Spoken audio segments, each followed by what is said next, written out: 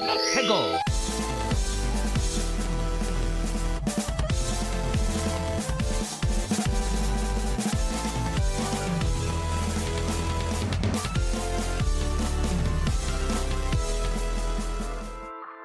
Hello and welcome to another episode of Ferris 64 with me, your host, Yemmy the Ferret.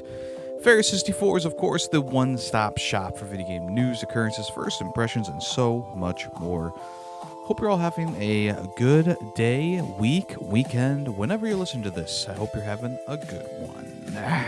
Yeah. Today, we really don't have any news today, but there's a lot of stuff that happened. I want to talk about the experience getting the Switch 2 at the beginning here.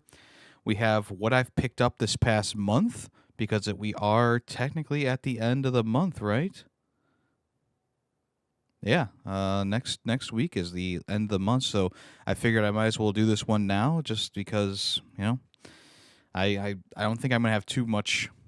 Well, I say stuff like this, and then things happen, but I feel like I have a nice stack here, and I just feel like with the Switch 2 stuff, I'll probably be getting a few less games each month, but we'll see. We'll see, of course.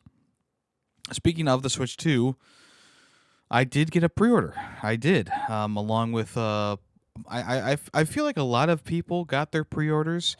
There was a big debacle when it all started, because everything was supposed to go live at midnight. Target, Walmart, and Best Buy.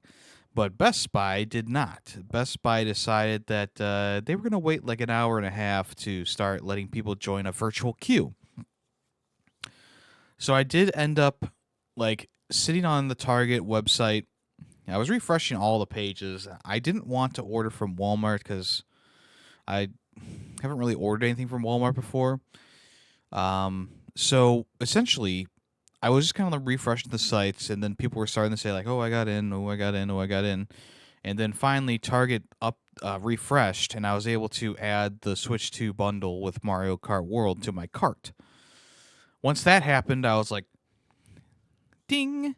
But that wasn't I didn't get the pre-order just then. I went to my cart and I filled out all the information, put in all my stuff, and I went to go check out, and it would say something went wrong over and over and over again. So I would refresh, or I would keep pressing the button, and eventually, as I kept pressing the button and pressing refresh, it did go through, and it got charged to my bank. So then people were saying that their orders are getting canceled from Target. So I stayed up an extra 2 hours after I actually got the Switch at Target, just to make sure I didn't have to wait for Best Buy to get up online, or try it somewhere else, or go to GameStop in the morning. Which, honestly, if I could redo it all over again, I probably would have just taken a half day on Thursday and just waited outside of GameStop for an hour and then got a pre-order, because from what I've heard, the GameStops, they didn't get a lot of traffic, but they got enough to sell out eventually, after that initial hour. So I feel like I very much could have just gone to GameStop and gotten a pre-order there, but I digress. So I got the Target one. I waited to make sure that it was fine. It was fine. It's still been fine. I got the confirmation email, and it hasn't been canceled yet. So at this point, if they do cancel it, I'm going to be very, very heartbroken. So that's supposed to arrive between June 5th and June 11th, which it seems to be kind of common for across these websites because of the Nintendo Switch stock. So after all was said and done, I accidentally used my debit card instead of my credit card. So all that, the whole $500 and some dollars came out of my account, which I was not expecting that. I had set aside money, yes, but I was planning on like paying it off gradually, but it all went in one fell swoop. So I transferred the money that I had saved over to the normal account, so it's fine. But it still was a bit of a shock. I was like, "Whoa!" I accidentally used the wrong card. The day after, in the morning, I should say, because it wasn't the day after. It was just in the morning. Best Buy site was like back up and working properly, so I decided to buy a Pro controller from there, and then I also pre-ordered Donkey Kong Bonanza. And yeah, I mean that's pretty much it. I'll pick up the controller when that comes out, and hopefully the Switch 2 is here on the same day, because that would kind of suck if I just have the Pro controller and I'm waiting for the Switch 2. But at least I got one. There's a lot of people who were struggling to get one, and then they eventually did, and I'm glad that as many people got Switch 2s as they did. It seemed like it seems like they were able to counteract the bots pretty nicely. Even though like Target, when it went live, it said that it immediately sold out, and people were like, "Oh, bots, bots, bots." No, it's pretty much just like Target took a shit, and and it didn't really come online until like 10 to 15 minutes later. So it does seem like people, Nintendo did swerve around bots. It seems like the places ended up swerving around bots, which is great. And a lot of actual people were able to get Switches. The one YouTuber I watch, he was able to get 3. He got one from Target, he got one from Best Buy, and he went to GameStop in the morning and also pre-ordered one. So if he was able to get 3, I'm sure the everyday man was able to get 1. Hopefully. I know that Callus had a little bit of trouble. His Target order originally got canceled, so he had to go through Best Buy, which I think was the preferred way anyway. But yeah, essentially at Best Buy you can do a midnight. They're doing like a midnight launch, and hopefully it does come out on June 5th. That seems to be the day, but we'll see.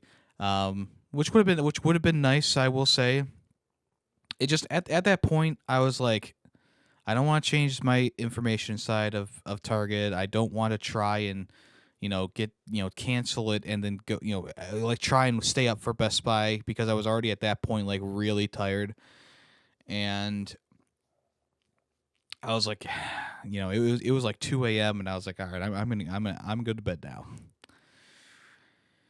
So far everything's been good. Callus did get his pre-order from Best Buy, which was my preferred place too. Like I definitely would have rather have gotten one from Best Buy, but as soon as the Target one went through and it didn't get canceled, I was like, you know what? I'm not going to complain. I'm just going to let it be. Just let it be. And maybe it'll be the worst decision of my life, and my Switch will come broken, or the order won't ship until like June 11th, or something else will happen, and that'll be on me, because I was too excited. Got the Switch 2 from Target, but we'll see what happens. We'll see. I do have the faith. Okay. But yeah, Switch 2 pre-ordered. Pro controller, Donkey Kong Bonanza pre-ordered. I didn't pre-order anything else, any other games or anything like that yet. I'll probably pre-order like Metroid and Pokemon when they become available, but as of right now, I haven't pre-ordered anything else. And I don't know if there's any like day one games that I want to get other than like I'm getting Mario Kart World. I don't know if there's any other day one games. Like I might get. There's a game that I'm going to talk about later called like Fast Fusion or something like that, which looks pretty cool. Yeah, Fast Fusion, which also was a Switch 1 launch title, which is kind of cool. But other than that, I really don't have any reason to buy any other games like the Yakuza 0 Remastered or whatever. Like it's cool. I definitely would maybe pick that up in the future.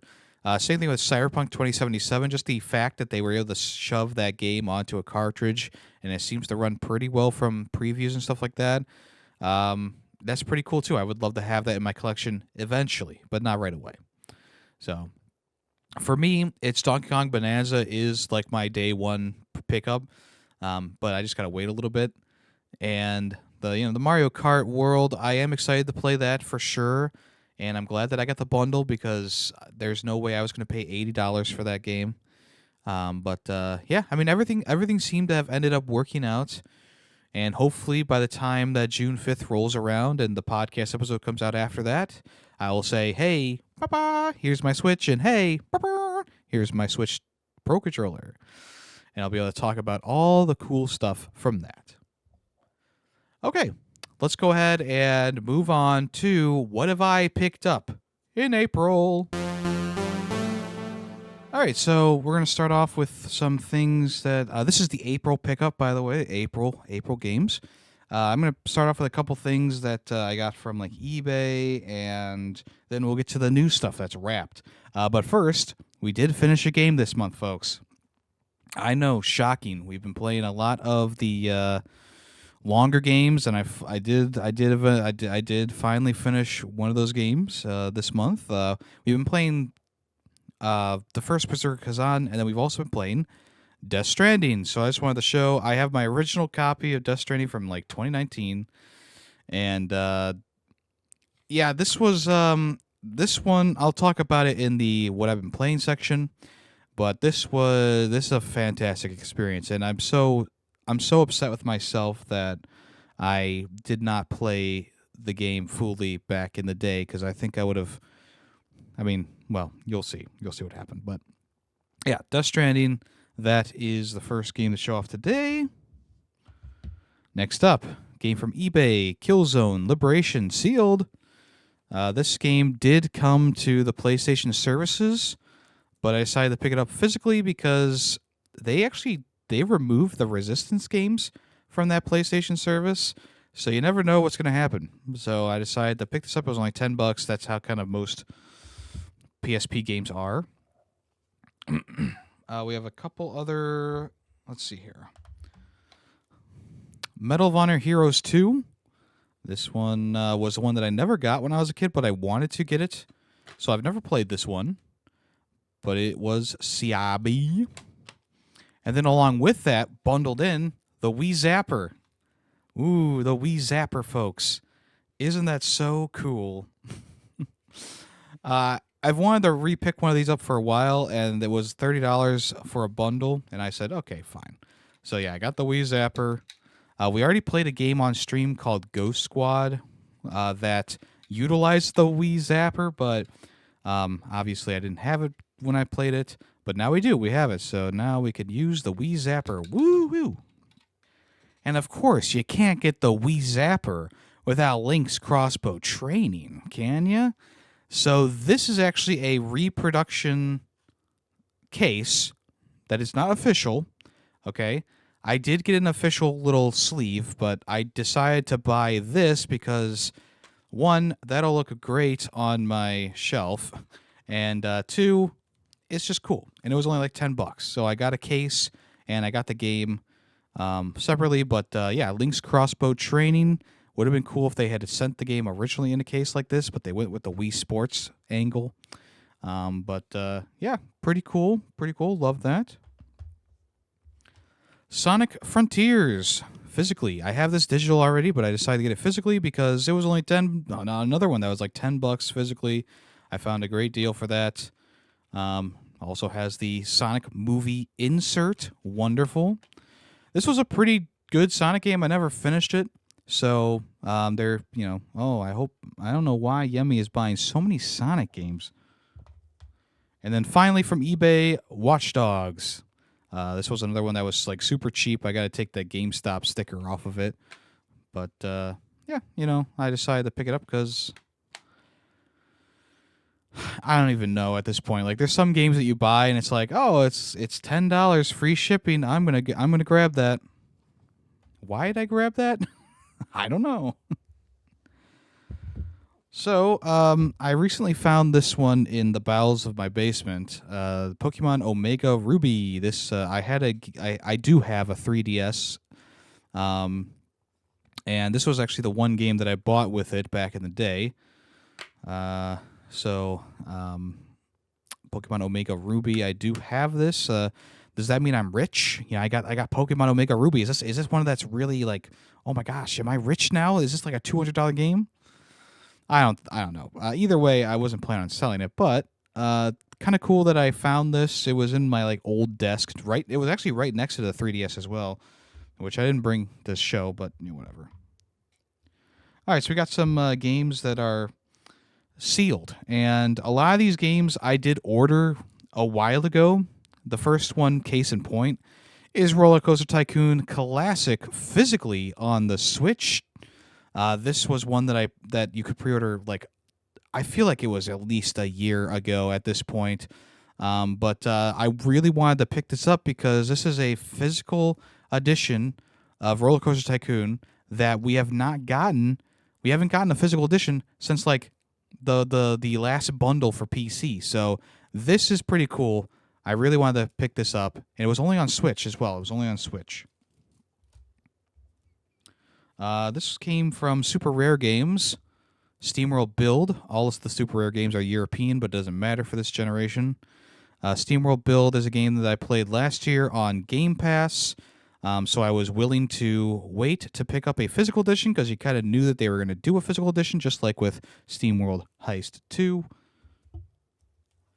So the story behind this one, Enotria, The Last Song, the pre-orders for this physical edition it was late because the game came out, I don't know, earlier this year, right? Or maybe last year, I don't remember at this point. But essentially, I got gifted this game digitally by Lucy in the Discord, so I really appreciate that. And I forgot that I had pre-ordered the physical edition because I definitely wouldn't have gotten the physical edition if I had remembered. But yeah, Enotria, The Last Soul, physically, I guess I'll keep that. Here was one that was like, I was very surprised. They were selling this on eBay. No, I'm not eBay. Amazon for like $5. The Jackbox Party Pack 7. Always fun to have a Jackbox in the house. I don't have one currently, so Jackbox Party Pack 7, or Sieben, as they say in Germany. Next up was a really cheapo one, Colt Canyon. The reason that I picked this up is because this is one of the games that I played at PAX the first time that we went. And I said, oh, that's kind of a nice little memento. It was like one of the first games that we played there. Colt Canyon. It's like a top-down Western where it's almost like a roguelite as well, where you shoot up like a town or whatever. But, of course, the game came loose, and my normal fix for getting games into place isn't working on this one. So that's unfortunate. We have a limited run game here, Terminal Velocity Booster Edition. I decided to buy this one because it looked fun, and it was also pretty cheap compared to most limited run releases. It looks like you just play as a little, I don't know, hover car, whatever, race around. But yeah, Terminal Velocity, kind of a cool little concept there. Also, Lunar Lander Beyond. So this is like a, I don't know, a sequel to Lunar Lander, which is a very, very old game. This is from the line of Atari games where they are trying to reboot and like modernize their old IPs. So Lunar Lander Beyond, this one came out like last year, I'm pretty sure. So it was one of the first ones that they did. But yeah, I mean, decided to pick that up because it was once again like $10 on Amazon. And then finally, we have two things here that I pre-ordered a while ago. One of them is the physical version of Neva. I never played this one because I was waiting for a physical edition. But yeah, this game looks pretty nice. I'm excited to play that. And then also at the same time, I pre-ordered this deluxe edition of Grease. And yes, it is Grease, not Gris, Grease. The main reason for that is I thought that it was a beautiful looking collector's edition. I love the cover art. And this is probably one that I won't be opening because when I played the game, I played it on like Game Pass, so I don't really need to open it. But yeah, it's the deluxe edition. It comes with includes the soundtrack and an art book, which I'm guessing is why it's a little bit fatter because it actually has a physical CD in there. But yeah, Grease. All right, let's go ahead and move on to what have I been playing this past week. Okay, the first thing I want to talk about today is Clair Obscure Expedition 33. This is the latest game from Xbox Studios. I think it's an Xbox Studio game, right? It's French. It's very French. They released the Oblivion remaster this past week as well, and I really thought that was just kind of a dumb move because they very well could have buried this like Expedition 33 game under the rubble if Expedition 33 wasn't so dang good. I mean, maybe they were that confident in their product with Clair Obscure that they were like, "Oh, we can do the Oblivion remaster this week, and it'll still do well, right?"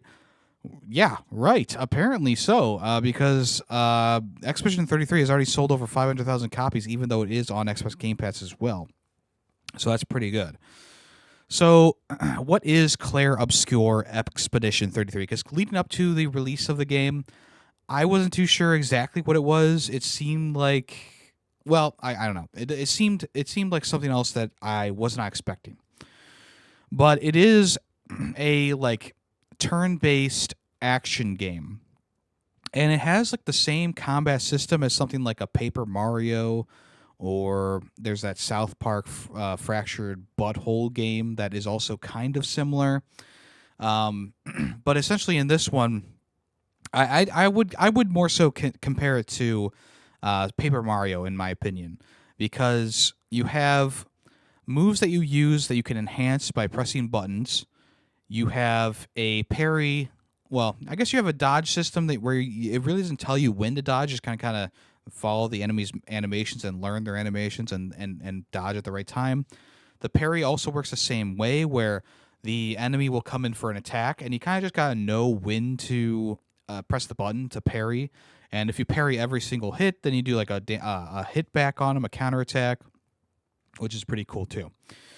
So it kind of, but like I said, it kind of works the same way as Paper Mario, because in Paper Mario you also can't see when to do like the block animation, or you also have to press extra buttons to enhance your move. And even though it's not as intricate as like Paper Mario Thousand Year Door, where you're hold the joystick left and then put it right at the right moment, or tap A as many times as you can, it's more so like just tap A at the right time. There's a pretty generous window. Like a little diamond comes up with the button you need to press inside the middle, and there's a line that's like fading on the edge. And if you press it, early outside of the perfect zone, then it just does like a minor boost damage. But if you press it inside the perfect zone, which is right at the end, it'll give you like a pretty decent boost for damage, which is nice. And it also makes it so it's not too challenging to get those perfect QTE sections done that enhance your attack. It's not that difficult. I think the most difficult part of the game is like learning when to dodge, when to parry, because the animations of the enemies, especially early on, are very, very slow. And I don't know if they speed up later on in the game, because I haven't gotten too far yet, but the enemy animations they seem to take forever, and I'm wondering if they thought that the slower animations would make it easier for players getting into the game. And I mean, I've never thought that slow animations are easy to dodge or block. They are usually the hardest ones to time, because you're not expecting them to take so long. And I mean, even though there are enemies that do have quick animations and quick attacks, the build up to a lot of the enemies' attacks so far have just been like, I mean, it seems like it takes 5 seconds for them to actually do their attack animation, which can be very, I don't know, you get very impatient and you just kind of like start being like, whoa, you're like pressing the dodge button like over and over again, like, when do I dodge? When do I parry? But luckily you get a good amount of enemies at the beginning of the game, so you kind of learn how they work, and then you can eventually do better at it. And they do change up the enemy configurations pretty quickly. The opening like part of the game, you're fighting a lot of like these stone creatures who are pretty slow, but there is like a one or two that has a kind of more quick attack to them. There's big boys There's floating enemies and stuff like that. So they kind of get you eased into the game and the different enemy types in there as well. Like, the floating enemies, they'll be more liable to dodge physical attacks. So you got to use your range attacks on them. Or the big dudes, like they attack slowly, but they have a lot of power behind their attacks, so they can knock out your team if you don't dodge at the right time. And there's like more normal enemies who have a more basic attack to them, sure, but they do have physical attacks. And there's another enemy type that also does like a ground attack where they have crystals come out of the ground. You got to dodge them at the right time. And they don't really beat around the bush. I mean, they throw a boss fight at you pretty quickly too, at the beginning of the game as well. And it's not like one where you're like supposed to lose or anything like that. You're actually supposed to get through it. And it did take me like 2 tries to get that done because I wasn't expecting a boss fight that early on. And also, like, if there's also like that, it's almost like a Souls like where if you miss a window, if you miss a parry, if you miss a dodge, with some of the more heavy enemies, yeah, you're pretty much screwed. You can be perfect for the rest of the boss fight maybe and live, but at the I was not expecting the enemy to like do a certain attack, and I missed my parries, and one of my party members went down, and then it was just like a battle of like, okay, well, I can pick them back up with 30 health. But then I let the other guy go down because I messed up my block or whatever. So it's very much like, it's not like super difficult in my opinion, but it does have some challenge to it. It does have some challenge to it so far, especially early on. After I got past that boss fight, the game does open up, give you a bit of like a open world to maneuver around. It kind of reminds me of the open world from the latest Dynasty Warriors game, Dynasty Warriors Origins, where you walk from location to location on this like zoomed out map, and your character is a little bit bigger than you would expect. And so when you're moving around in that area, you can set up camp to talk to your squad mates. I believe you can upgrade stuff as well. And save your progress right in your journal and stuff like that. And then, when you're done, you just move on. Also, your party members rest. They get all their health back in. You refill all of your vials and stuff like that. Because there's a couple of Souls-like vials in the game as well. Like there's a healing one that you can use in the overworld to heal your party completely. There's another one that picks up your allies with like 30% health left. There's another one that boosts their attack. And there's another one that does something else. I think it gives them AP back. And you start off with one of each of all 4. And then as you're going through the game, you can find upgrades to get you more health uses, get you more revive uses, et cetera, et cetera. So, you go from one area to the next in that kind of zoomed out overworld. But the next area you go to is like this underwater looking area, but it's not underwater. And it's really cool. Like it's awesome. And the enemy designs in that area are also very cool. There's like these guys who carry mines like balloons, and they attack you with that. And there's these like what are they? It's hard to describe because the enemy designs are so wild in this game. I guess you just gotta kind of play it to see it. But yeah, the enemy designs are off like. They're like fantastic in this, and they all make sense for the area that they're in. So yeah, I was very much like happy with the enemy designs and how different the enemies were, and how quickly the game kind of moved on to the next group of enemies. Who there were still some enemies in there that were the same, but there's a lot of new ones that are showing up, which I was very much enjoying. So what is the game? Like, what's the story about? Like, what's with this Expedition 33? Like, what the heck is all that about? So the game starts you off. You're in like this fractured world, this fractured version of Paris, where like your block of fractured world is like the main area of Paris that you kind of know to expect. Like, there's the Arc du Fromage in there or whatever it's called, and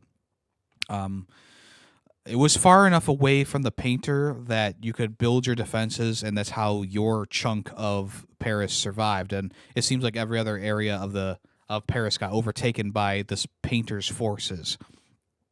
So the painter starts writing numbers on like the Eiffel Tower or whatever, and it's counting down. And depending on the what number it is, if you are that age, you essentially turn into like these like like rose petals or whatever, these petals. So we don't know yet what this is all about, like why this is happening, but this has gone on for many years, because now we're at 33. So everyone who was 33 at the beginning of the game all disappeared. And now the people who are 32, they need to, well, every year they send out an expedition to the various different islands that are around, and they try and get to the painter and stop whatever's happening or figure out what's going on. So there's been 33 expeditions, right? Because it starts at 0 and it goes to 33. Or did it count? It started at 0 for sure. I'm not sure. Well, anyway, you're at Expedition 33. You are like one of the members of Expedition 33, and your expedition has some new enhancement to it that other expeditions did not have. And the new enhancement is like sucking up like the painter matter or whatever, and being able to use it to like enhance your abilities and stuff like that. So you start off, you get introduced to a lot of characters very early on, and you're wondering if like, oh, is this going to be like a game where you got a bunch of people in your party right away, and you get to form bonds with a lot of these people. Like there's a couple of like people who are friends with your characters and stuff like that. So no. Essentially, you sail off into the wild blue yonder, and you arrive at the Painter's Island, and almost immediately, the most brutal scene of the game so far happens, where your expedition leader gets his head sliced off by an old man, which doesn't make any sense because all the old people are dead. They should all be dead, right? So he gets his head sliced off, and then the enemies attack, and most of your crew is wiped out almost immediately. And as you go through that prologue of the game, or the opening part of the game, you start to realize like, oh, a lot of expeditions kind of just came here and almost immediately failed, or a lot of them almost immediately died.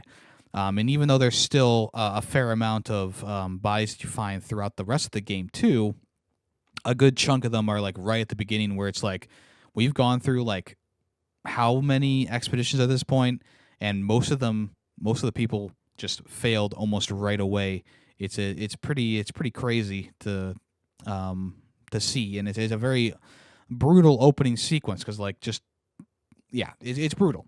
And also like the opening, like the ending, or well, I guess like the middle of the prologue is also like very heavy as well. Like you're saying goodbye to this person who you used to love, who's only 1 year older than you, and things didn't go the way that you wanted to in the relationship, but obviously this is like her last day, so she just decides to spend it with you. And it was pretty heart-wrenching when like that happened, and the music was swelling, it was beautiful, and she turns into the petals, and it's a very like emotional scene in the game, counteract by the later brutal scene in the game where your entire squad is being like ripped apart by an unknown entity.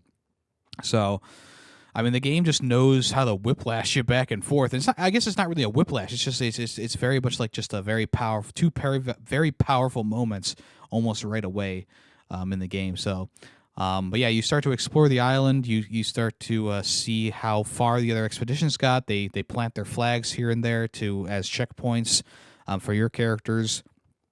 And yeah, it's one of those openings to a game that kind of immediately gets you hooked, I guess. I know there's a lot of people who are probably going to be like, oh, the prologue is just such a slow section. I thought it was pretty interesting, because it is, like, the prologue does set up the game. It shows you how the people in that last remaining chunk of Paris are living, and how they've, become to grow accustomed to having younger and younger people disappear, essentially, get vaporized.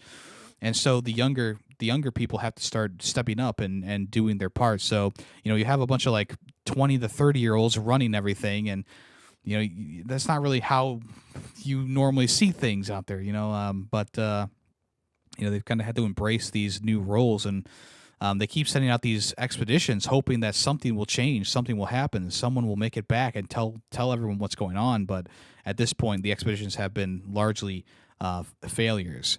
Um, so yeah, I mean the game. It does have a party system, and I was very much like kind of being reminded of Lord of the Rings: The Third Age or Final Fantasy X to those people who like that game, where you have like you start off with just a single, you're the single guy and you're learning how to fight. You have basic attacks, you have skills you can use that cost AP, which are action points. Obviously, you have health, you can dodge, you can parry. You can also jump over attacks. They teach you that in farther down the road. You also have a gun that you can use. You can use the gun to shoot weak points on an enemy. You only get one shot for a weak point and it disappears. But you can also use the gun to shoot the flying enemies, or just kind of, if an enemy only has a sliver of health left, you don't need to do a big attack. You can just shoot him with the gun. And each shot with the gun does take one AP, so it's not like it's a free thing to use either. So. And the first guy's abilities are very much like based off of his mechanical arm, so he can like charge his arm, and the more attacks you do, the more charge you get, and the more damage the skill for the charged arm will do. He also has a couple of he almost reminds me of there's a guy from the Third Age who is very much like a morale booster kind of character. He's like the leader of the group. Who has a lot of I'm going to enhance your abilities. I'm going to give you health back. I'm going to blah blah blah. He can do a lot of that too in this game. There's the next person that you meet in the game is this witch type character who has a lot of special elemental abilities. So she can actually combine elemental abilities to enhance other ones. So if you do a fire attack, you can do an ice attack after that and get more damage, and vice versa. She also has lightning and earth attacks as well. She's also like the healer of the group too. She has several healing abilities you can get eventually. And she also flies around or runs around barefoot. If you're into that. She runs around barefoot, so you can see her toes at all times. I think she's one of the cooler characters as well. She has a very cool design to her. She's got this tattoo on her face and stuff like that. So very interesting there. And eventually you do meet up with another character who can change her stance with her skills. And the more times you change your stance, the more damage she does. So that's also pretty cool as well.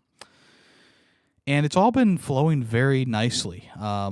It has the once you really get into the game, it is more of you can kind of go across a more linear path, obviously, but it's almost like South of Midnight, where it's a bit of a linear path inside the main areas, but there are places to kind of get lost in a little bit, where you go off and you go to find some extra XP, or you go to find a group of enemies who give you a special skill or a new skill, or they give you a new weapon, or they upgrade your weapon. So it's very much like South of Midnight in that way, where you do have a linear path for sure, but there's also branching things off of that you would want to explore or find the things hidden around there. There's a little bit of verticality in there as well. There's some jumping, there's some platforming to do too, which it all works fine. It's not anything too crazy, but it works for what the game is wanting to do. But the main thing about the game is that really satisfying and good combat, that turn-based combat. And I think that's really going to sell it, or maybe it's going to sink it for a lot of people. I know there's a lot of people who don't like turn-based combat, and as soon as a game has turn-based combat, they kind of tune it out, or they're afraid of the turn-based combat because it's a little bit more difficult than managing yourself in a more versatile setting where you can press any button you want at any time and do a move. No, that's not really how it works. But I feel like the way that they've designed this combat does allow you to hit back after an enemy attack. So, you do the perfect parry over and over again, and then you do get to do a hit back, or if you do a good dodge or whatever, you do get your AP back, so you can hit harder the next time that you go up against the enemy. So, and I also like that they have it is very much I keep getting reminded of the Third Age, but I know that Final Fantasy X did it first, obviously. But they have the scrolling names on the side that tell you what order the enemies are and you are going to attack in, and I like that a lot. It makes a lot more sense to me than just guessing when I'm going to be able to attack next. which can get annoying. There's these battles that you do during like Pokemon. Pokemon Sword was one where I got a little bit annoyed with that, where all of a sudden the other Pokemon would be attacking like over and over and over again. And it's like, well, when's my turn? Why can't I attack? Like, why is this enemy so fast? They don't have a visual representation of who gets the next attack or anything like that. So the nice thing is you can kind of plan your moves, and if you do have attacks that can slow down enemies, you can see like how that's going to affect them, which is nice. I do like that a lot. So far, Expedition 33. I know I've been kind of crisscrossing across different topics about it. It has been really good. I really love the music. The story so far has been good. It's been very interesting. The combat has been fun, and it works very well for the game. And the graphics and the world you explore are beautifully done, beautifully made. It does get a bit uncanny at times with the characters because they're so well detailed, but sometimes they have these like more stiff movements that makes them a bit robotic. It doesn't happen too much, but there are some times where like your character will be standing there, like on a main menu or something like that, and it's like, why aren't you moving more? Like I feel like you should be moving more. But yeah, other than that, the game has been perfect so far. It's been so good, which is like, I mean, this is one of the more unexpected games this year because they were really hiding what this game truly was, and usually that does summon like a downfall for a game. But in this case, it allowed people to kind of be curious about it and decide to download it off of Xbox Game Pass or purchase it wherever, and yeah, check it out and see what they thought of it. And it does seem like the game is being very, I don't know if it's universally being praised, but for the most part, I have seen a lot of good thoughts about it, which is good. This might be the year for Xbox. I mean, so far they've had a lot of good games on Game Pass this year that have been new games. They recently released the Oblivion remaster, South of Midnight. Like these are games that have been very well received. So good on you, mate. Maybe you'll actually win something at the awards this year. Next up, I watched the Until Dawn movie. Ta-da! Oh boy, opening! I went to like the opening day, which was like Friday, and there was only 2 other people in the theater with us. I don't think that a lot of people are going to be very interested in this one. Until Dawn, as a concept, between the game and the movie are very different ideas. I mean, the trailer shows that, so it's not like you're going to go into it and be like, "What? This isn't Until Dawn." Because the trailer of the movie showed, like, yeah, it's got a different vibe to it. It's almost completely different. Like they used a couple of similar things in there, but for the most part, it's a very different movie, or a different experience, I should say, which is a detriment to it for me personally, because I feel like this new story that they crafted about the nights repeating over and over again and having to escape the vicious monsters and whatever and trying to get until dawn just doesn't really work for me personally. Like I get it, it allows you to have more gore and more kill scenes and allows your characters to go through some more weird or wacky things. But for the most part, it just didn't really work for me as a concept. Like there's a lot of movies that do the repeating day pretty well. I feel like Happy Death Day did it pretty well, and there's a couple others that you could mention as well. But Until Dawn just kind of seems more like a crutch than anything else. Like they have some pretty some pretty good things going on in this movie for sure. Like I think the visual effects were pretty good. The actual real makeup and stuff was good too. Like when they did something real and not just CG, it looked pretty good too. So that's also a plus for the movie as well. Like there was a scene where they beat the murderer guy with the knife, who kind of is supposed to look like the crazy psycho guy from the game, who was actually Josh. But they beat him, they put him on the ground, and then they use a sledgehammer to slam it into his face. And there's this really great moment where he's still moving around a bit, and then they slam him with the sledgehammer, and it's just like, it's kind of like a pumpkin exploding on the ground, like on the ground. And the cut between being a person in a mask and actually the physical gore was pretty good. It worked pretty well in a lot of different ways with that. There was also other moments where like the character would explode, and those scenes looked pretty good. It actually got a laugh out of me when it originally happened. But I mean, yeah, I laughed. Maybe I'm sure that you were supposed to kind of find that scene comedic. There's also a couple of other things in the movie as well that are supposed to be kind of comedy, but I wasn't really laughing during the movie. I laughed once. I was also not really scared throughout the movie either. Like, it wasn't a scary movie. It was just kind of like, okay, this is what we're doing.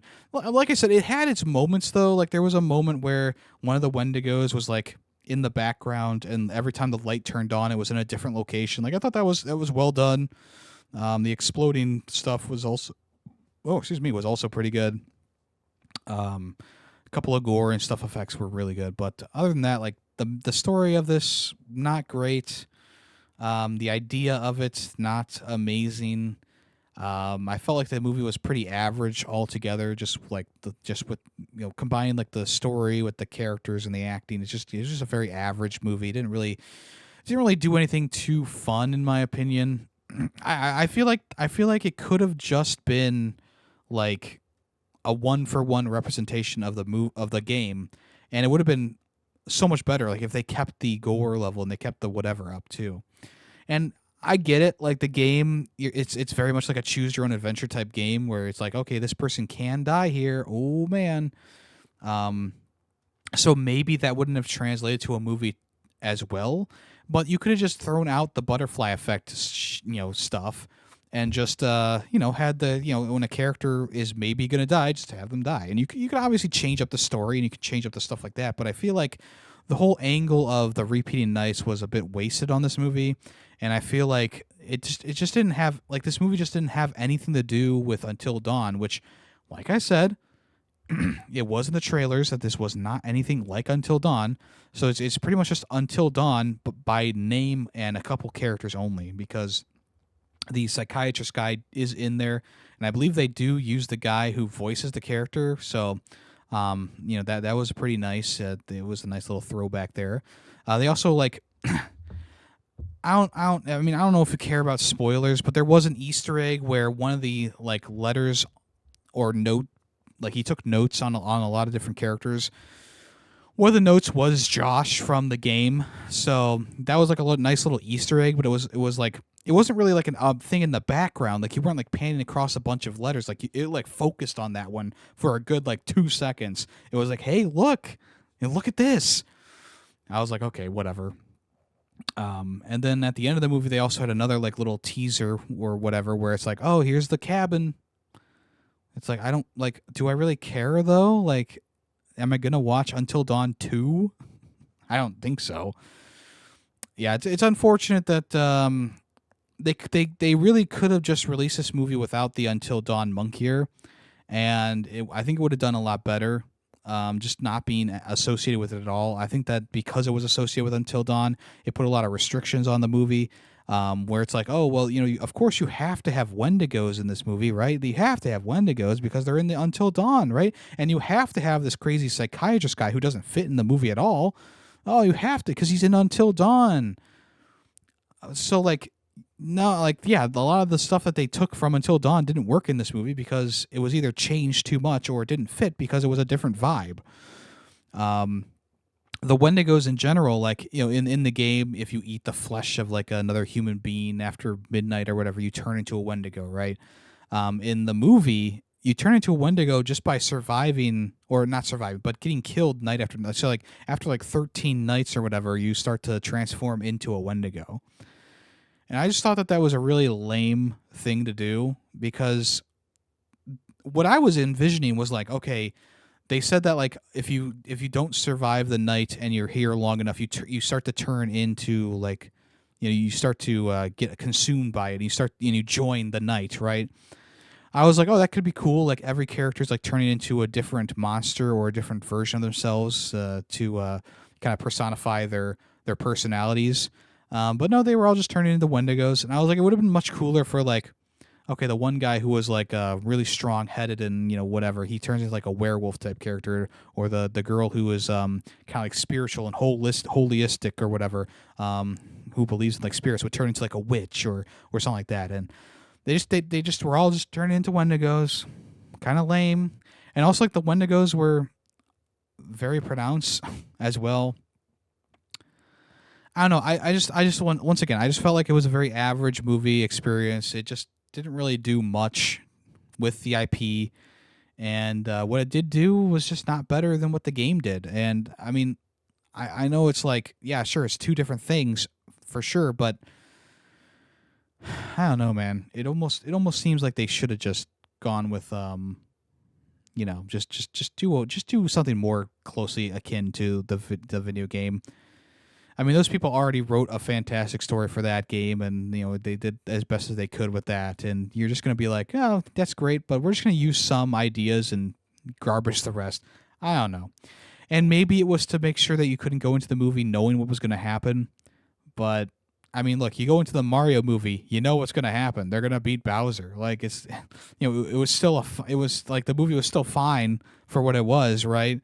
But you know what's going to happen at the end of the Mario movie. You know what's going to happen at the end of the Sonic movie. You know what's going to happen at the end of whatever movie X, Y, and Z. With these video game adaptions. In Until Dawn movie, you know what's going to happen almost as soon as they start getting into it, where they're trying to all survive the night. You know what's going to happen. I wouldn't recommend this one. Wait for it to come to streaming. It's probably going to come to some platform, probably Max. And I would give it like a 3 out of 5. Just an average movie-going experience. Nothing too crazy. Some good effects, some good practical effects, some good CG in there. Some good kills, some good gore. But other than that, wasn't really vibing with it. Just kind of felt average to me. Nothing too special. Okay, let's talk about the Oblivion remaster for a bit here. I never played the original Oblivion. I've obviously watched people play it, and I've watched videos on it and stuff, so it's not like I'm completely blind going into it. But this remastered version of the game, I was wondering if it was going to be more of like a fresh coat of paint, but all the workings of it were still the same. They did change up a fair amount of things under the hood, but there's still some things that I was kind of concerned about going into it. The graphics themselves look good. Character designs are a bit weird because they're still very much like the designs from the original game. So, translating those into a more modern version of like the graphic style, it doesn't like work super well. Like they look a bit weird in my opinion. But I think that the boost in graphical quality does do this game a lot of justice. It does make things a lot more immersive and more expansive at times, where you're looking over like the kingdom and you see the castle in the background, you see the mountains, and it just looks very, very good. Kind of reminds you of that moment of looking out over like Skyrim for the first time. They obviously they decided they went head first in. I'm trying to think of the right fucking analogy here. They went head first. They upgraded the lighting, they upgraded all the textures, they upgraded the animations, the character animations, the light, the magic effects. The gameplay has been kind of reworked a bit as well. The level up system, the character leveling has been reworked. You can sprint in the game now. You can go to third person a bit more smoothly in the game now. They kept in all the original voice acting, which is nice for sure. They even kept in like the flubbed line in there as well, which is kind of funny that they did that. Also, what else did they do with the game to freshen it up a bit?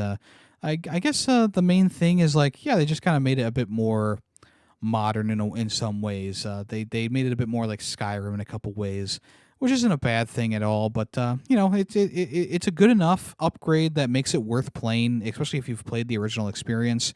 But it's not enough for me to be like, oh yeah, I would definitely spend $50 on this. I definitely would have waited for a sale if it was not on Xbox Game Pass. But so far, it's been. For a remaster, it's well done. It seems to be pretty well received too.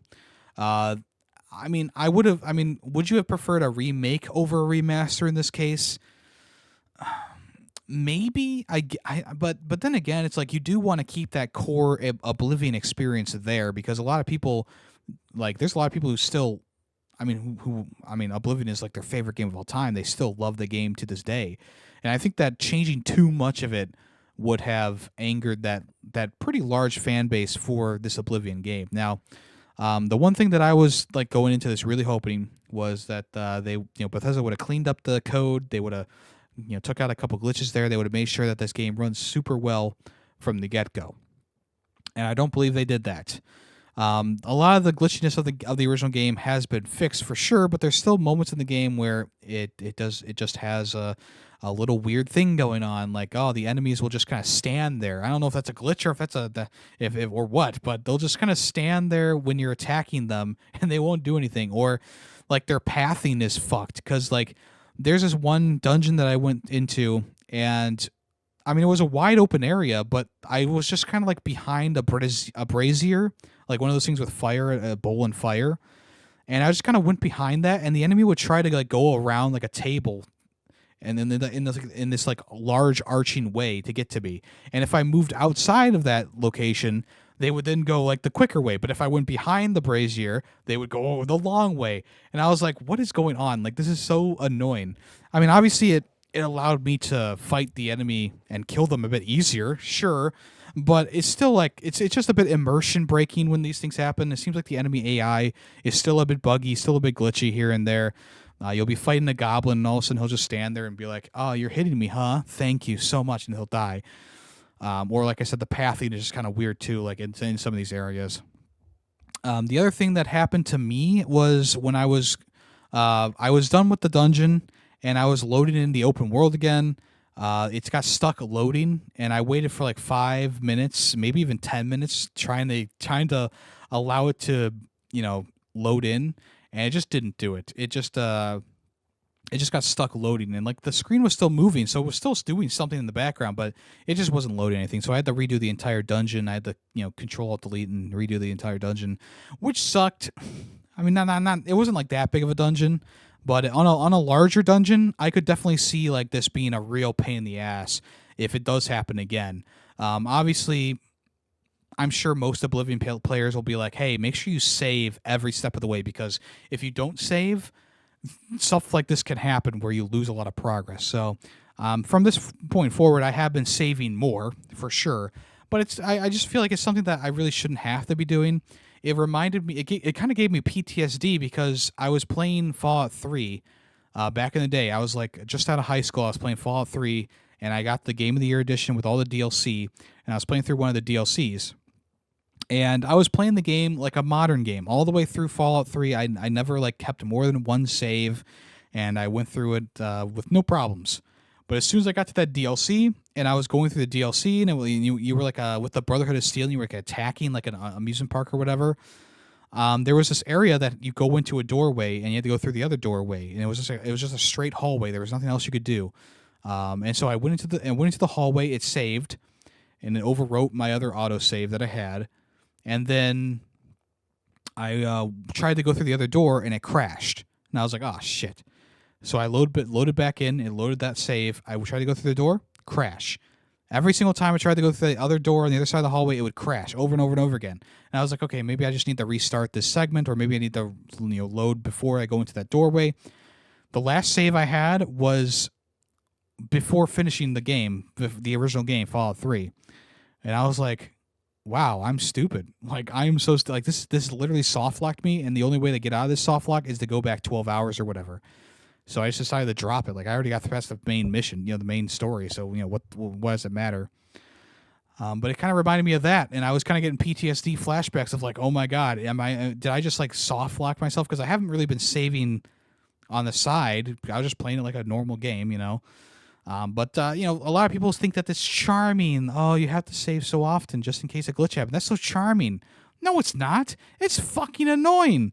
Do I want to have an experience where I'm playing Fallout 3 and I get soft lock and I don't have enough saves or my last save is too far back because it kept overwriting my autosave? No, I don't want that at all. That's bullshit. That's a detriment to this fucking game.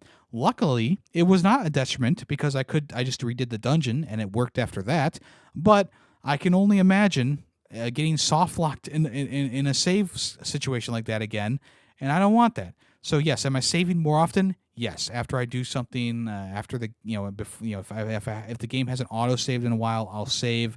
I'll save before going through a door into the open world nowadays. Now. So yes, I have been saving more. Should I need to save more? No, that's a detriment to the game. If the game is gonna, if there is a risk of the game infinitely loading, going back into the open world, that's not a quirky little thing. That is a glitch. That is a detriment to the game, and I hate that I now have to save like 5 times in the span of 10 minutes just to make sure that if the game does glitch again, that I'm not set back 10 to 15 minutes. Which arguably is not that much time, but still, it's a bit annoying, especially with these longer dungeons, because you go underground, you're just traveling through these dungeons for like 30 to 40 minutes, fighting skeletons and rats and stuff like that, and goblins. So yeah, it's just one of those things where it's like it is a detriment. It's not a quirky little thing that like, oh, Bethesda, ha ha ha, Todd Howard, oh, it just works. Everything just works. No, it doesn't.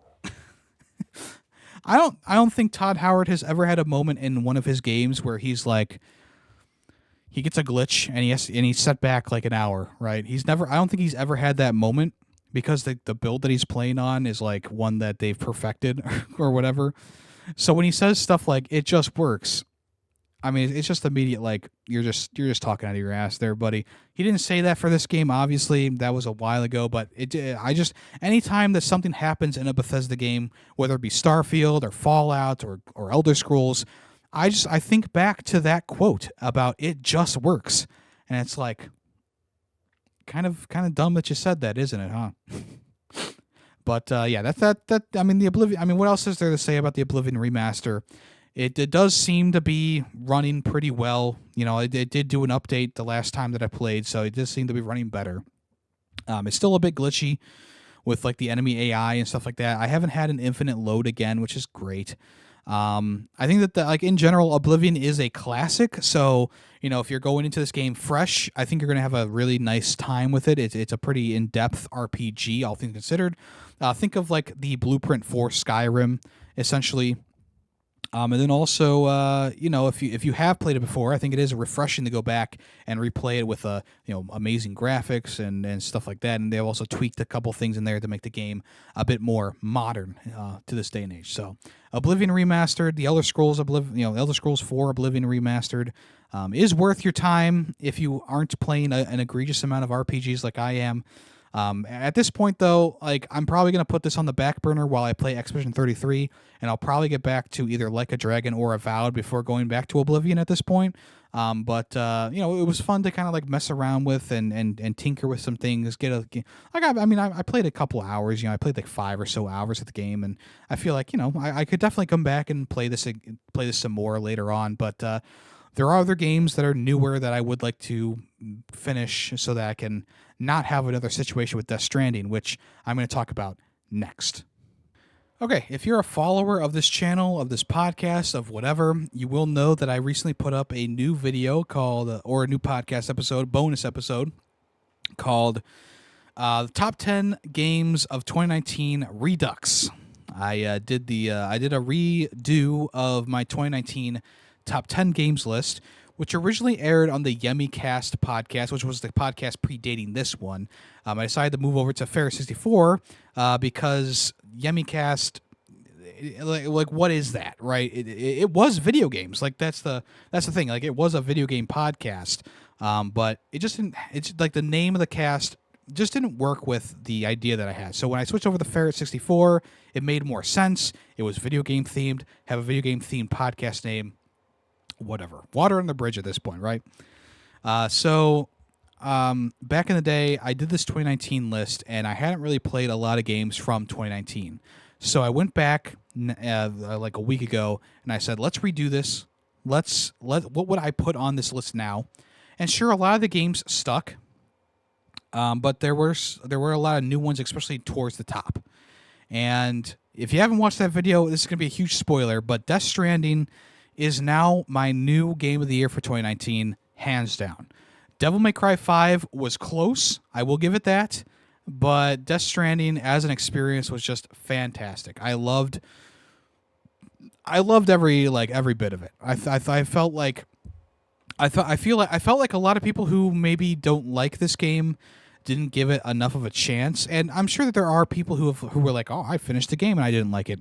Okay, that's fine, but I think there's a majority of people who played through that first section of the game, that first area of the game, where you're kind of just learning the ropes. You travel from point A to point B, and there's maybe maybe some BTs in the area, or maybe there's a mule camp in the area, and you gotta sneak past those, and it's a bit slow going, especially to go from like the capital knot city to the Lake Knot City, which is like the longest thing for that first area. Like, yeah, I get it. Like, it can be a bit slow going, especially because you don't have a lot. You don't have vehicles. You have a ladder and climbing like thing, but there's really not much else. There's no floating platforms or anything like buddy bots or anything like that. So, a lot of the upgrades you can get are also just like a generator or a post box, right? But once you get out of that first area and you go into the main chunk, which is the like Central America, that's when the game really just like shows its hand. It's like, okay, well, now you can use vehicles, you can use the bikes in the game, and there's also trucks in the game as well. And you can also like not just make post boxes and generators, but you can make timefall shelters, which repair your items, and it protects you from timefall. And you also have these slingshots or zip lines where you set them up and you can zip from one place to the next, which really helps, especially later on when you're in like the mountainous region with the snow. And there's also on top of the vehicles, there's also like these little floating platforms that also follow around behind you, or the buddy bot that walks behind you.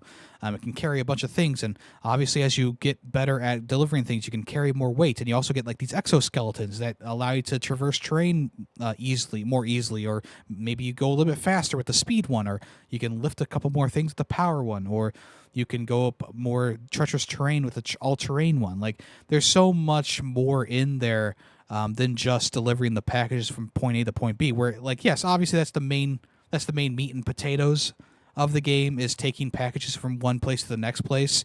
But it is all about that journey and how you decide to tackle that journey, and making sure you're prepared for that journey. Because throughout the game, they do throw lots of wrenches into your daily routine.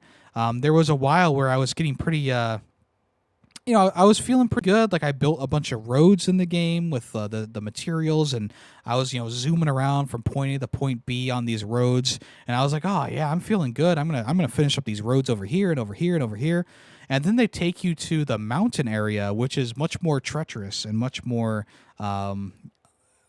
difficult to traverse.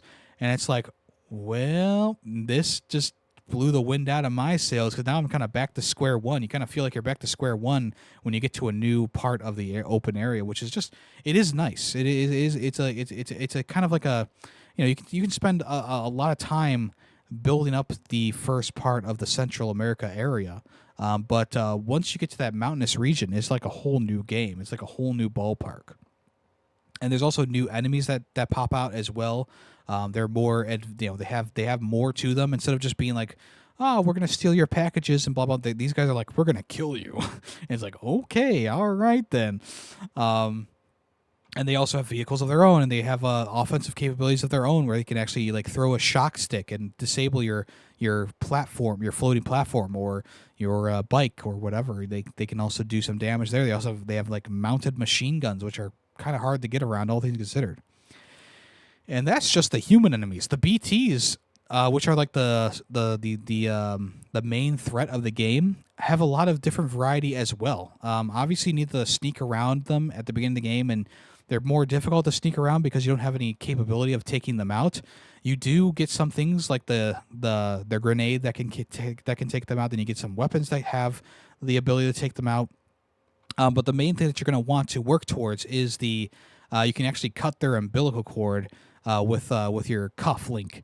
You get that pretty late in the game, or all things considered, it's pretty late in the game. It's more like middle of the road kind of the game, and that kind of changes up the entire encounter experience because now you can take out the BTs without having to waste like a grenade or whatever, and now you can just kind of like sneak around and take them out.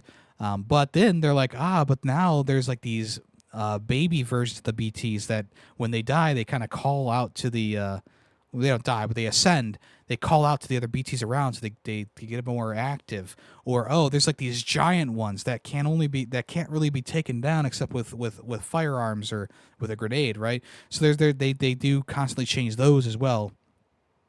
So and then if you do get caught by the BTs, they kind of take you, and they have like a mini boss fight that happens where like a big like tar-ish monster will come out of the ground and it'll cause like the old world to rise up.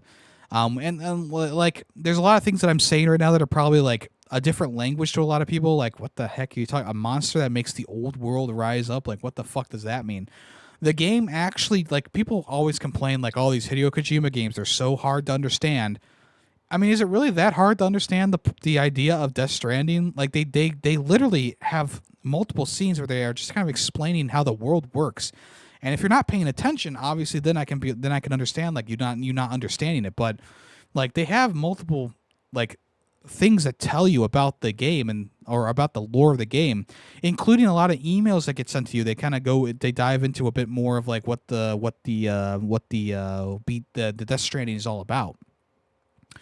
So there's one part in the game where you need to like intentionally get caught so that the buildings of the old world rise up and you can make it across like this giant tar lake, I guess you could call it.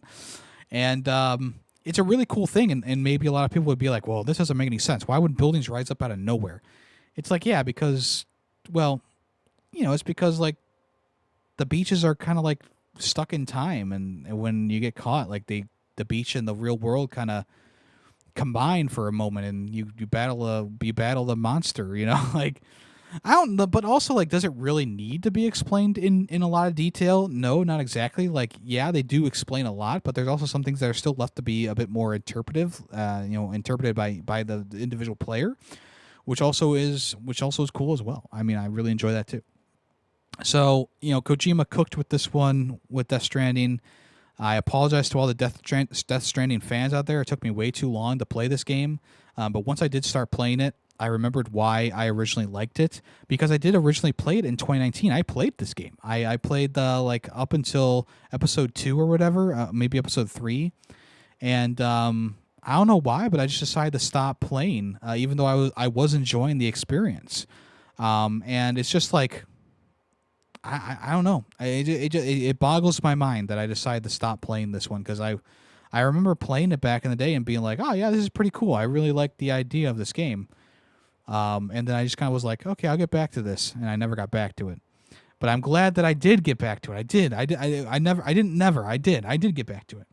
So yeah, Death Stranding. It is now the new 2019 Game of the Year, as I announced in the 2019 top 10 list Redux. And I made that before I finished the game because I knew like there was nothing the game could do to knock it out of that first place spot. At this point, I was sold on it 100%. So much so that I was playing offline. I was doing stuff offline, like building the roads and stuff like that.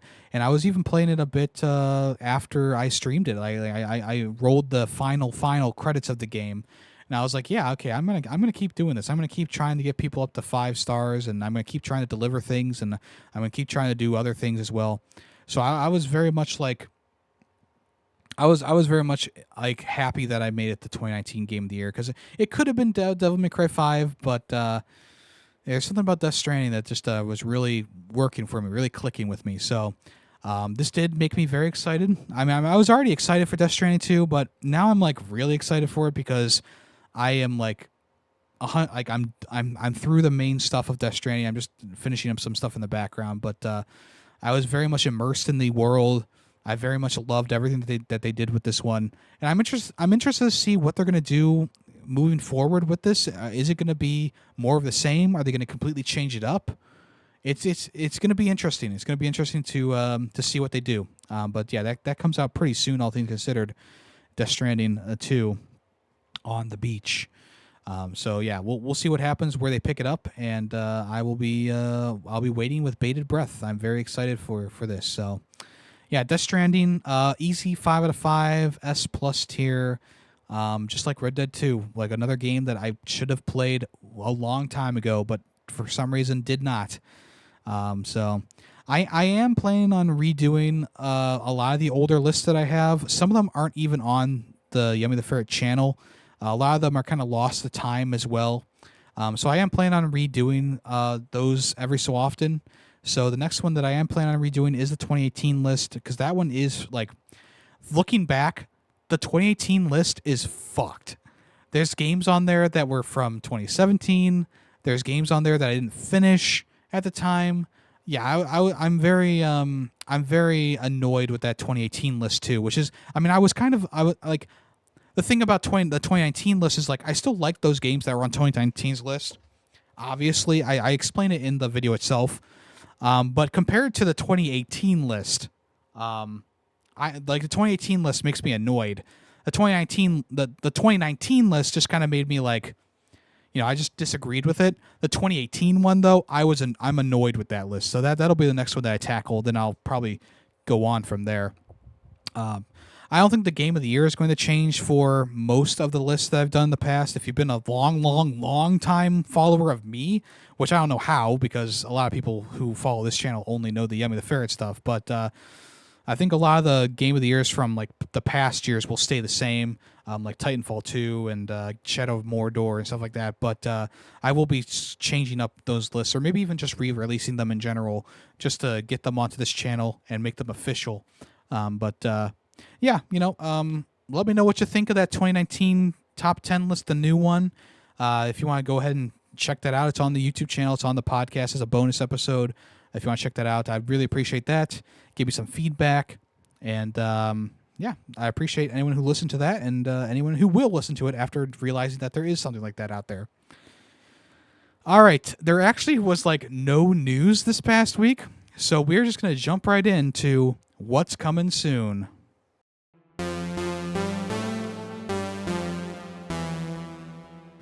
Yeah, I was looking through all the different websites that I usually go to, and, like, there was nothing that was, like, super newsworthy in my opinion. And anything that was kind of, like, on the cusp of news, I was like, well, it's kind of like a coming soon anyway. So the first thing to start off with is Sydney Sweeney is set to star in the Split Fiction movie adaptation. It seems like this has gotten the big green light. They have a director, John M. Chu, who also directed things like Wicked and the sequel, In the Heights and Crazy Rich Asians.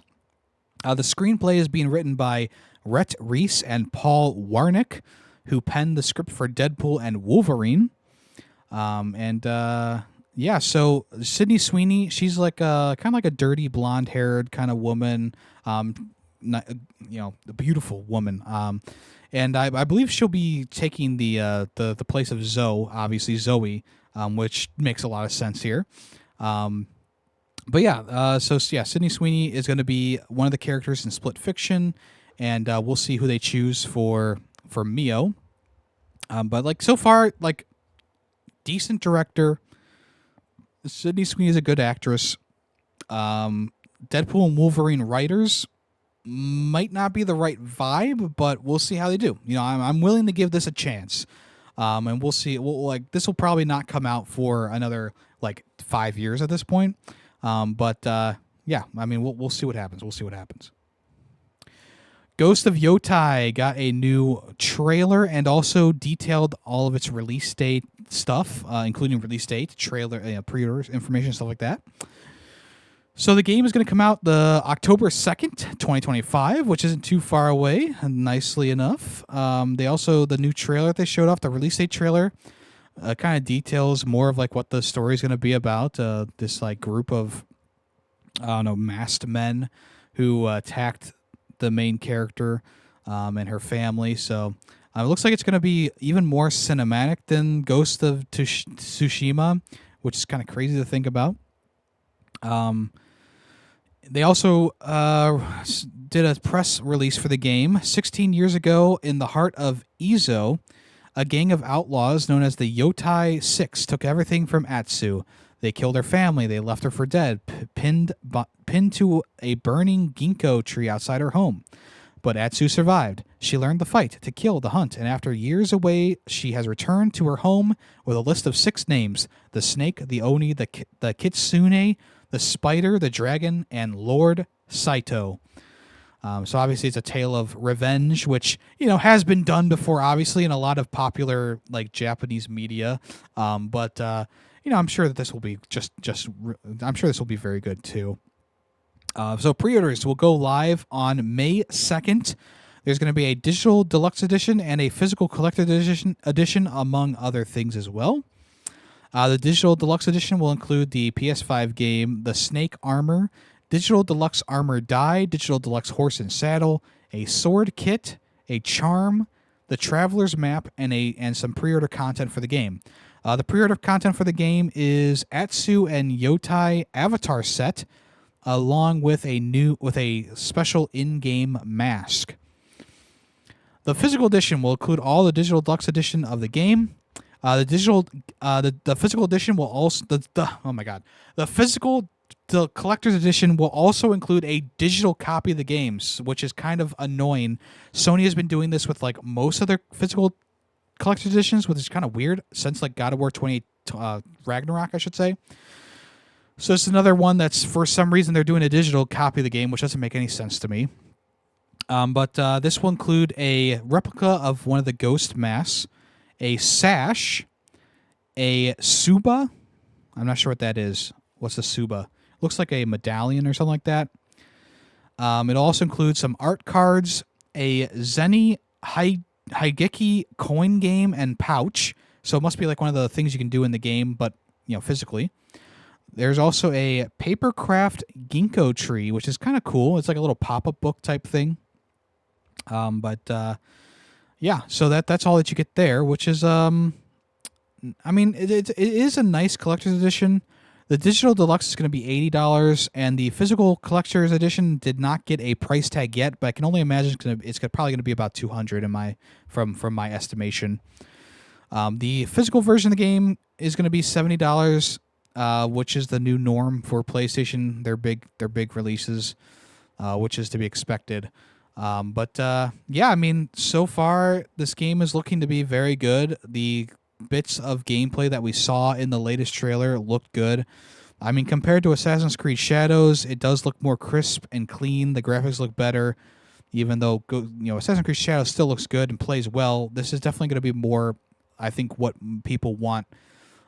Just more of that Ghost of Tsushima style gameplay. Because as good as Assassin's Creed Shadows is, it's kind of like a baseline good game. Ghost of Yotai looks like it's going to be a step up, which is to be expected. It's coming from Sony. It's got the people who did Ghost of Tsushima behind it. I think that Ghost of Yotai is going to blow Assassin's Creed Shadows out of the water, even though Assassin's Creed Shadows is not a bad game. All right, so Hori, who is also putting out the Piranha Plant Switch 2 camera, they announced that they are putting out a new camera that is built for handheld play. So essentially, this camera attaches to your Switch with like a little grippy, and it essentially is it's almost like a camera on your phone where it's just kind of looking at you, just like from your handheld perspective. So this is going to be available for pre-order soon. For handheld fans, you can use the camera functionality. I believe it'll plug in with a USB-C cable, so you still need to plug it into the device. It's not like a wireless thing, but it will be able to plug into the base, so the bottom USB-C port. They did not make the cable short enough to go into the top one, which is kind of weird. But this will allow you to get a view of your face for your friends. Blah blah blah blah blah blah blah. So here's the thing about this one. So the Piranha Plant one is like 720p or whatever, right? Like, it's not too bad. Obviously it's going to be maybe a little bit less quality. Well, it's going to be a lot less quality than the official Nintendo one. But this handheld one is going to be in 420p, which is if you know what 420p looks, or 480, I'm sorry, 480p looks like. It's like the YouTube setting that they do when there's not like a good data connection and it's all like pixelated and stuff like that. So something tells me that this is not going to be worth whatever price tag that they decide to give it to it. Because 480p is going to look really bad, especially next to like the stuttering gameplay that is in those that were in the trailers. So yeah, this is apparently going to release on the same day as the Switch on June 5th. There is not a US version just yet available to order, but the Japanese version is available. The pre-order is available now for 3,618 yen, which I'm not sure exactly how much that is. Maybe like $25. That sounds about right. I'm not sure. But yeah, so that's the new Hori camera. Pokemon TCG Pocket has announced a new set of packs coming out called the Celestial Guardians. There's going to be 2 packs in this set. One is Lumalia, and the other one is Solgaleo. Solgaleo? Yeah, am I saying those right? I don't even know. These are based on Sun and Moon's Alola region, which is kind of based on Hawaii. So Solgaleo and Lunala are going to have 2 separate, pools, much like the other packs that we've gotten that have had more than 1 pack associated with them. So the new Alolan version of the Pokemon will be here as well. So there's like Alolan Raichu and Marowak, and I think Meowth also has an Alolan version, along with all the popular Pokemon from the game Sun and Moon, like Lunala and Litten and Rowlet. They're all going to be making their appearance here. There's also going to be a slew of new support cards and trainers like Lily and etc., etc. So this pack is going to arrive on April 30th, which is not too far away at this point. It's going to include a lot more cards to collect, some nice new full arts, as I already said. And then, looks like it's going to be a pretty nice set. I appreciate that they're putting out so many new packs almost monthly at this point, right? But also, like, I haven't even finished Shining Rivalry yet. Like, I haven't even like gotten close. I still have a lot of full arts to get. I'm almost done with like the base stuff, but I don't know how people can get so lucky with these things. I know a couple people who are part of some Discords that have gotten like all the diamond cards and all the star rarity cards. And it's like, wow, how do you do this in such a short amount of time? For me, I've been opening packs 3 times a day, and I just get like these spurts of like bad luck where it's like I'm either getting repeats or I'm getting like nothing. So, obviously with a new pack coming out, they're going to boost the numbers a bit with like the good gets right away and then slow it down a bit as the pack gets older. That's what they've done for all the other packs. But the artworks on these ones look nice. I'm not saying like this is going to be like a trash set or anything like that. I think the artwork looks nice, and I will be excited to check out some more Pokemon, of course. All right, Doom: The Dark Ages got a new trailer. This is the Cosmic Realm first reveal trailer, and it essentially shows you like the kind of Lovecraftian side of this game, which has not been apparent in the other Doom games. They definitely went more Lovecraftian for this one. There's like a big Cthulhu-type monster. Some of the enemy designs for this new area are very much like Lovecraftian inspired. Obviously, they still have that Doom flair to them, but they do have a more Lovecraftian look to them, too. This game is looking to be very cool, very awesome. This game is coming out May 6th, right? May 15th.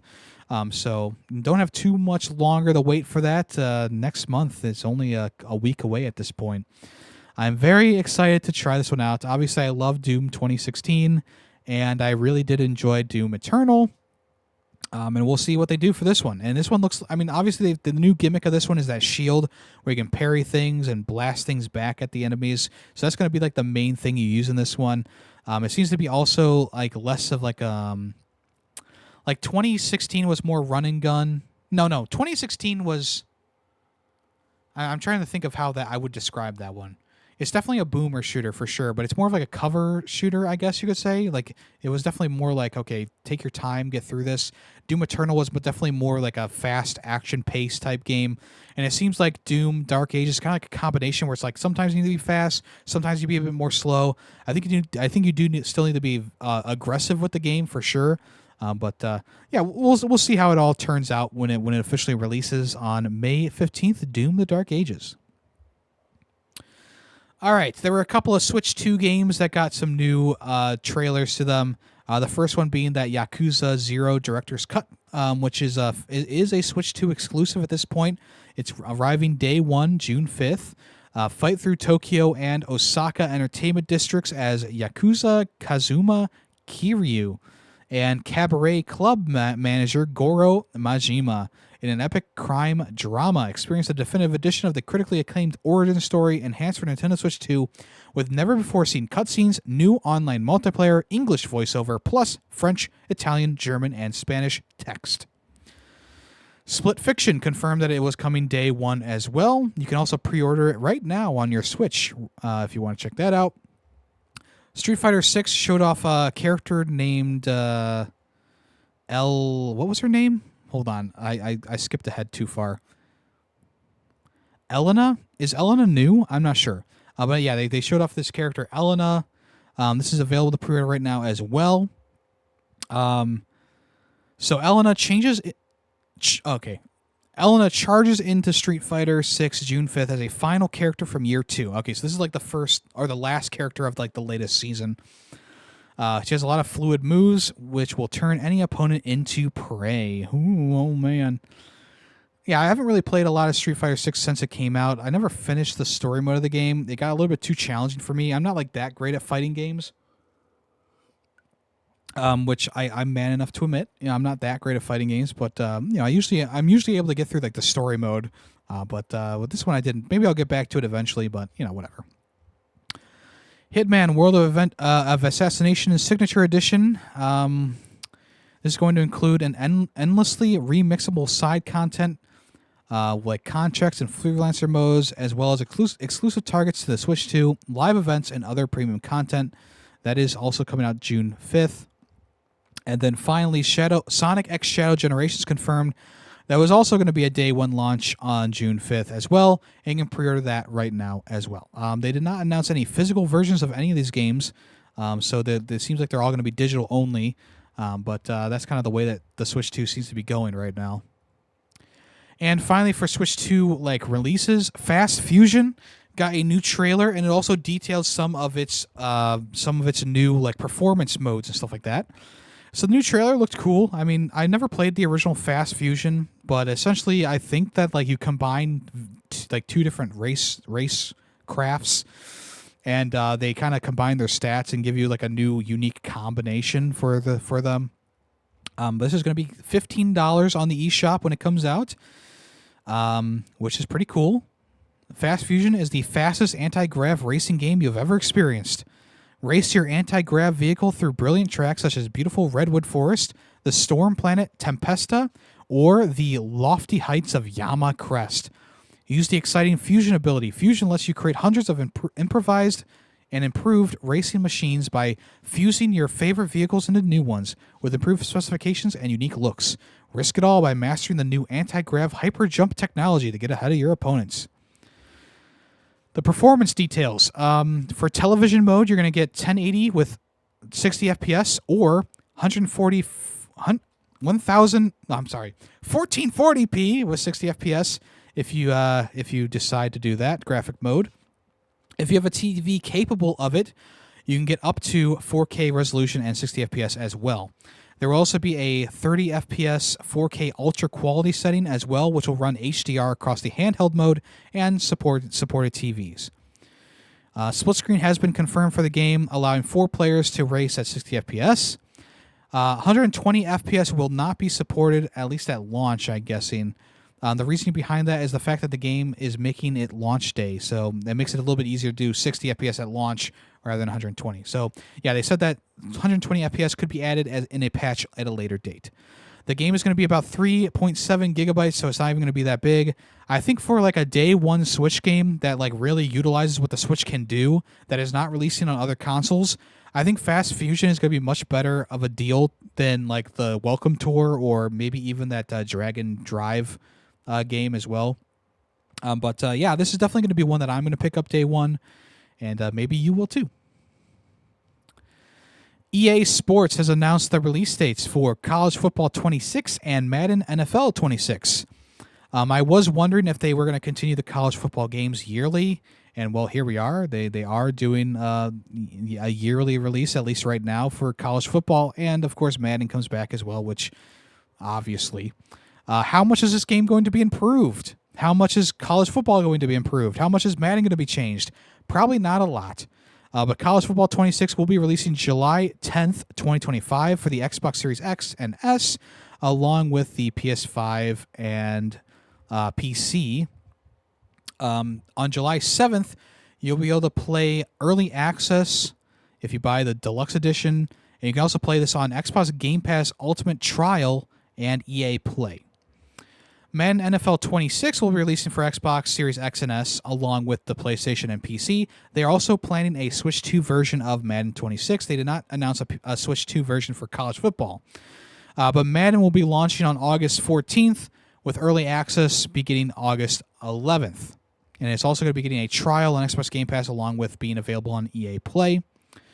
So there is going to be an MVP version for both of the games that are going to be charging $150 for the MVP bundle, which includes the game itself, 3-day early access, limited time on the clock pack, 4,600 MUT points, bundle exclusive MUT item, early access to solo challenges, season 1 elite player item, MUT cover athlete elite player item, franchise coach ability points, star legacy XP boost, player card exclusive item. You will get EA Sports College Football 26 along with 3-day early access as well, with 44,600 cut points, bundle exclusive cut points, early access solo challenges, cut top prospect pack, cut all hands pack, dynasty coach points, road to glory skill points. I'm going to say this with peace and love. If you buy the deluxe edition of any sports game, you are an idiot. And you are fucking this up for everyone else. Stop buying these deluxe editions that are charging egregious amounts of money for sports games. Sports games should not be monetized as heavily as they are. Right now, the only one that's like not super hyper monetized is like PGA, the golfing game. But every other sports game, football, soccer, or football as it's called in Europe, baseball, basketball, these games are monetized to all hell, and it all starts right here with these MUT points and fucking cut points, okay? You buy those, you ruin it for everyone else.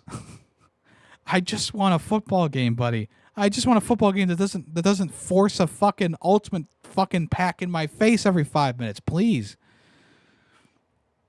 Yemmy rant over. All right, Frostpunk 2 is going to be hitting Xbox Game Pass in summer 2025. And they also announced that there is a new game coming to the series called Frostpunk 1886. Seems like they're going back in time, giving it a different kind of look into the series of Frostpunk.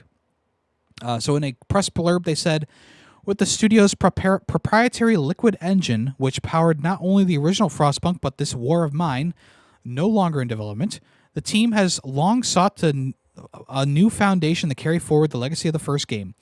But Frostpunk 1886, so titled to honor a pivotal moment in the timeline of the universe, when the great storm descended upon New London, is no mere visual overhaul. It builds upon the core of the original, expanding it with new content, mechanics, laws, and perhaps more excitingly, an entirely new purpose path, offering a fresh experience even for the most seasoned players.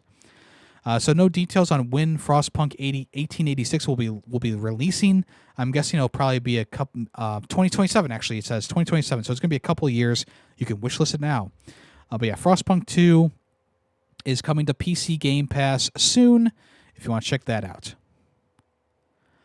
Rooftops and Alleys. This is a co-op or solo parkour game coming June 17th to consoles and PC. Essentially, you are playing as like these anthropomorphic characters who can just parkour. They parkour everywhere. I don't know if there's like a real... It doesn't seem like there's like a... I don't know, like they showed a bunch of characters like parkouring, but there doesn't seem to be like a reason for it. But maybe there will be like a time trial or like a racing thing element to the game. It does seem to be like mostly focused on free running and obviously free roam. There's also like a pigeon that follows you around, I guess, as well, which they for some reason showed off.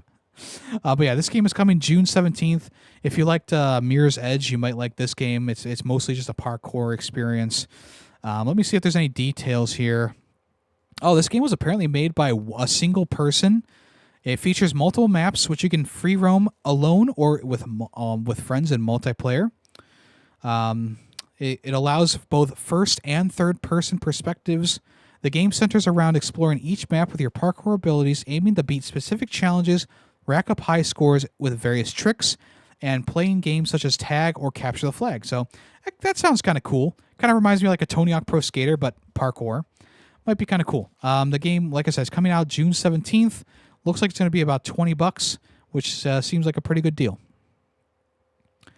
RoboCop Rogue City Expansion has a July release date. This is going to be coming on July 17th. They just released a story trailer, like kind of detailing what happened in the original game, and then what's going to happen in Unfinished Business. But essentially, it looks like some sort of new tycoon has taken over the city, and you just gotta kind of work your way to defeating him, beating him up, taking him in. In a blurb, they said, in addition to the all-new adventure, players can look forward to a host of new additions and innovations, including weapons such as the cryo cannon, enemies including androids with katanas, and devastating finishing moves.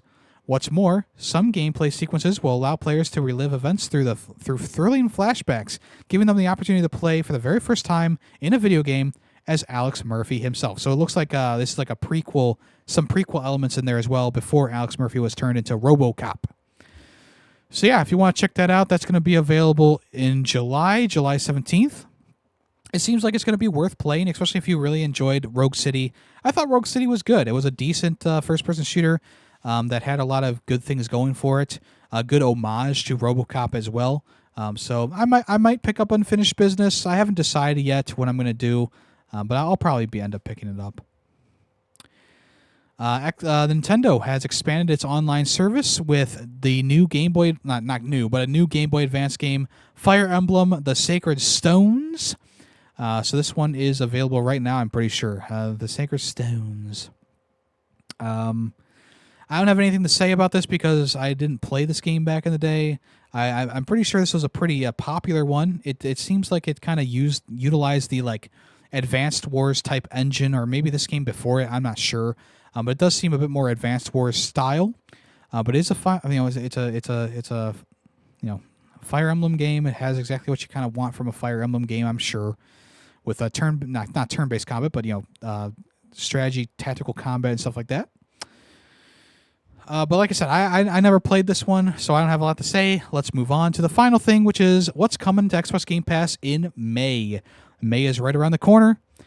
So yeah, we get Doom: The Dark Ages, of course, on May 15th, but we also get Anno 1800 on May 1st, along with Call of Duty Modern Warfare 2, the new one, not the original, Dredge on May 6th, Revenge of the Savage Planet on May 8th, To a T on May 28th, which I'm very excited for that, and then to be determined, we're getting Spray Paint Simulator, which I have no clue what that is. But there you go. That's it for today, folks. I hope you all enjoyed listening or watching this episode. I'll be back next week with another one. Don't you worry. Let's go ahead and play What's That Song? If you know the song name and the game that it came from, let me know in the comments below or on the Discord. So on YouTube, just comment the name of the song and the game that came from. I'll give you a heart and a congratulations. On Spotify, I'll do the same thing. On Discord, you'll get a super reaction and you'll get the admiration of your peers. Let's go ahead and listen to today's song right now.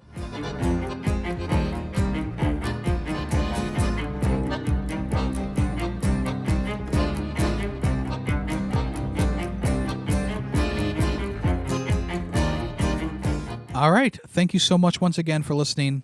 If you want to check me out, I live stream on Twitch Monday, Tuesday, Thursday, and Saturdays. We are playing the first Berserker Kazan, and we'll be switching out probably for Call of Duty 2 for a little bit. I got to finish up the veteran mode on that game with my new Xbox 360. Also, I have another podcast called Film Freaks. We talk about movies. Those release bi-weekly. The latest episode is about Deep Cover. The next episode will be about RRR. If you want to check that out, that'll be releasing next week. Also, I do a podcast called Fubar Ferret. Those release monthly. New episode coming out this coming week, if you want to check that out. Everything else is all at Yemmy the Ferret, Twitch, Twitter, YouTube, etc. And I hope to see you soon. Once again, thank you for listening, and I'll talk to you next week. So long. The Ferret 64 podcast is owned and edited by Yemmy the Ferret. Small sound clips used throughout the podcast were made by Yemmy the Ferret. The song in the intro and outro is Nightshade by Adhesive Wombat.